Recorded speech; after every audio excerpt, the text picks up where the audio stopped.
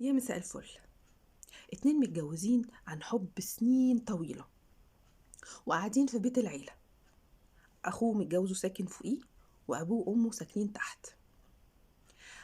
بعد كام سنة كده من الجواز وبعد ما خلفوا، ابتدت بقى تشوف حركات غريبة كده على جوزها لما بتبقى مرات أخوه موجودة عندهم. دايما بيبقى قاعد جنبها، ودايما كده بيهزروا مع بعض بطريقة مش لطيفة. ابتدت مراته إن هي تلفت نظره، يقول لها انتي هبلة، انتي عبيطة، مفيش حاجة من الكلام ده، انتي بيتهيألك. ابتدت البت تشك في نفسها، يمكن انا بيتهيألي فعلا، يمكن عشان واخدين على بعض شوية. ما هو اكيد مفيش حاجة، لان مرات اخوه اكبر منه ب10 سنين، فازاي هيبقى في علاقة ما بينهم؟ او ازاي ان هي هتقبل ان هو يهزر معاها بالشكل ده؟ فاكيد انا بيتهيألي. وفي يوم من الايام دخلت عليهم، لقيتهم هما الاتنين قاعدين جنب بعض ولازقين جنب بعض قوي، وجوزها كده بيعمل حركات مش لطيفة. فراحت مصرخه في وشه، قالت له انت بتعمل ايه؟ قال لها ما بعملش حاجه، انت مجنونه. راح طبعا ارتبك جامد وسابها ومشى. والبنت مرات اخوه راحت سايباها هي كمان ومشيت. البنت طب اعمل ايه؟ طب اتصرف ازاي؟ لا يبقى كده بقى انا مش بيتهيألي، يبقى كده في علاقه ما بينهم. طب اعمل ايه؟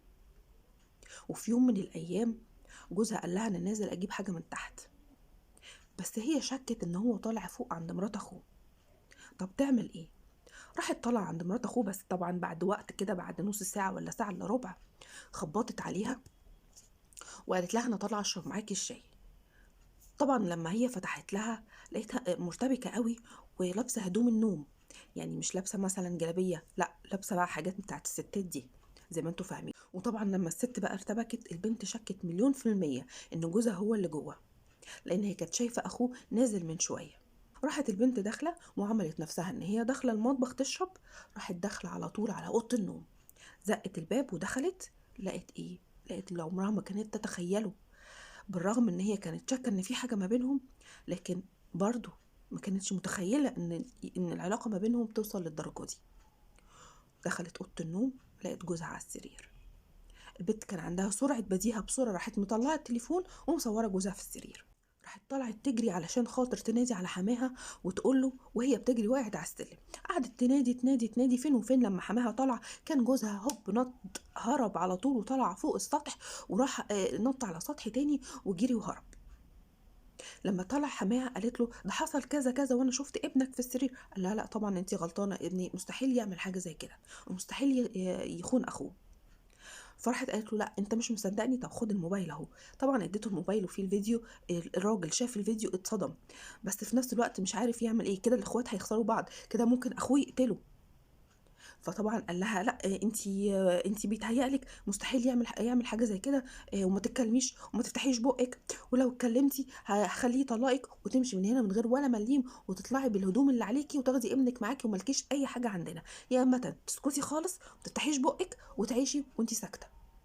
وطبعا عمل ايه؟ راح واخد التليفون مسح الفيديو على طول، وقال لها يا تعيشي وتحطي لسانك جوه بقك وتخرسي خالص وما تتكلميش، يا تاخدي ابنك وتغوري في 60 داهية وما تجيش هنا تاني وملكيش اي حاجة عندنا، وهتمشي بالجلبية اللي عليكي وهتطلقي.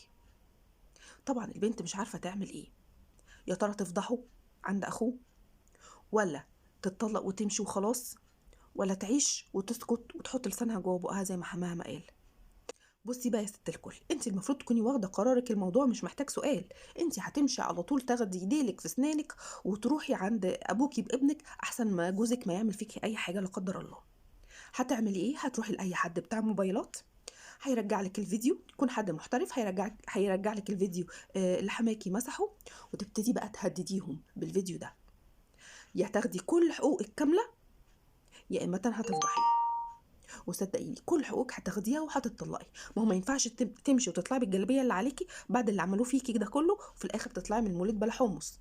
تاخدي حقوقك كامله وفي نفس الوقت تطلقي، وسيبيهم بقى هم يغوروا بقى مع نفسهم، يولعوا بجاز وسخ، مسير اخوه هيكشفوا. ده الحل الوحيد، وانفدي بجلدك.